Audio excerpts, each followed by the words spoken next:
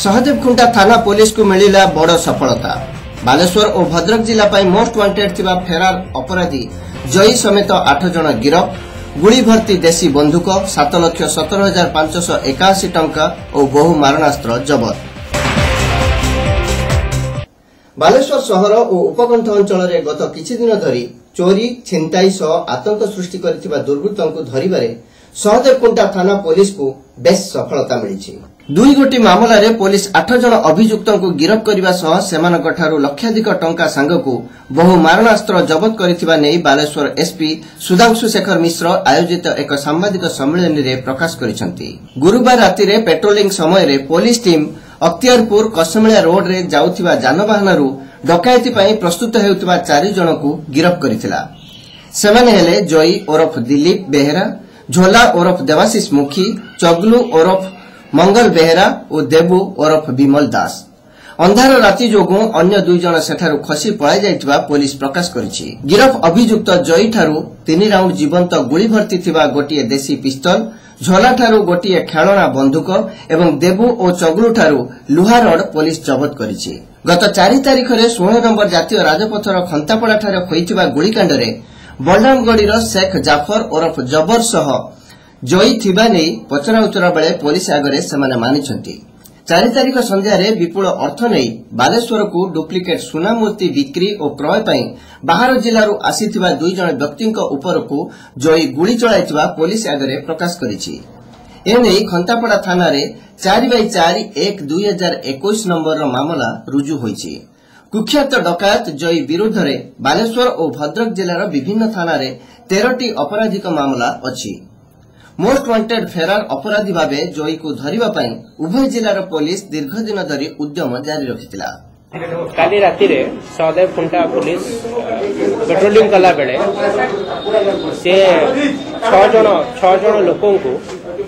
लोकों को डकैतीर प्रिपरेशन करला अवस्था रे देखिला तो इमीडिएटली रेड कला और रेड कलारू 4 जन को धरा पड़ले आउ 2 जन खसी गले आ तांका पाखरु गोटे ये कंट्रीमेड पिस्टल आउ किछि लुहा रड आउ तलवार आउ किछि कैश ए सब जिनस सीज हैला परे तांको से केस रजिस्ट्रेशन करा गला और फर्दर इंटरोगेशन टाइम में जणा पड़ला जे 4 तारिख रे जो खंतापड़ा रे जो फायरिंग टा हेतिला सेथरे भी सेमानकर इन्वॉल्वमेंट थिला। से केस रे सेमाने गोटे मूर्ति डील हेतिला से मूर्ति डील रे एमानंकु हायर करथिला जो गोटे जो जाफर बोली गोटे लोक अछि से मूर्ति डील करी केन्द्रापड़ा 2टा लोकन को डकैथिला मूर्ति डील पई आ से तांकोडु 10 लाख टका छड़ेबा प्लान रे एही सेम गैंग टा को ही engage करथिला।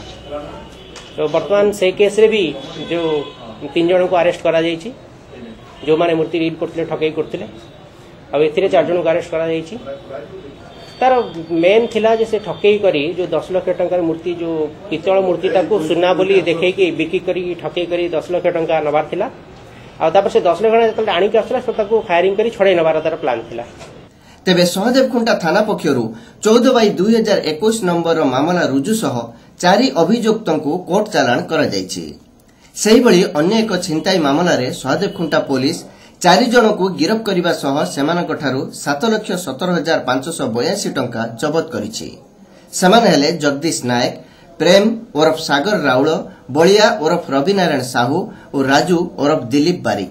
Writer business private limited संस्थार मालिक गणेश चंद्र हुई गत 5 तारिख दिन टंका नहीं जाउथिबा बेले पुराना सुजकी गली निकट रे गिरफ अभियुक्तों मध्यरु 3 जन भुजाली देखाई तांकठारु टंका बैग छड़े चंपट मारिथिले।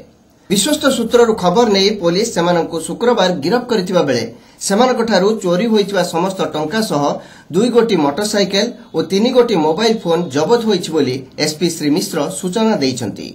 गोटे भी माइक्रो जो फाइनेंस कंपनी रो हेतिला लूट 7,17,000 टंका सेथिरे भी हमकु सफलता मिलछि किछि सेथिरे सेही कंपनी रही गोटिए एम्प्लॉई से छुट्टी रही खबर देइथिला जेते बेले कैश मूवमेंट होतिला गोटे लोक कैश धरिकी जाउथिला तो देला बेले तापर इन्वेस्टिगेशन सीसीटीवी फुटेज एनालिसिस आउ अन्य जो इन्वेस्टिगेटिंग टेक्निक्स रही सीडीआर टावर डंप और एनी अदर टेक्निक्स से एनालिसिस पर पुलिस आइडेंटिफाई करि पारला को माने करिसंती आ से एम्प्लॉई जी इनफॉरमेशन देथिला आ जो 3 जण जो माने अटैक करी के पैसा छड़ी नैतिले से 4 जण जब अरेस्ट करा जायछि आ तापर तांकोटू से जो कैश हेतिला स्टोलन कैश अप्रोक्सीमेटली 7.17 lakhs सेटा पूरा सीजर करा जायछि। आयोजित सांबादिक सम्मेलन रे एसपी श्री मिश्रଙ୍କ समेत डीएसपी मनोज राउत इन्स्पेक्टर परेश राउत प्रमुख उपस्थित थिले।